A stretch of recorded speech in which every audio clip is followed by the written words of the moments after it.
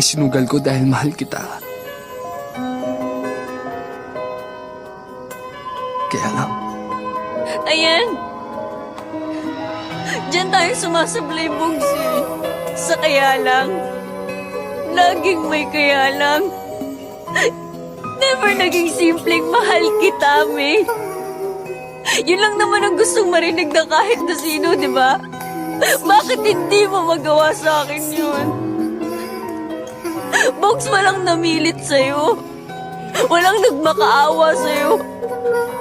Sinabi ko lang naman sa'yo ang nararamdaman ko dahil hindi ko na kayang itago yun. Bugs, sana lumayo ka na lang. Sana umiwas ka na lang, maiintindihan ko ba yun? Pero Bugs, sinota mo ako eh. Sinota mo ang best friend mo.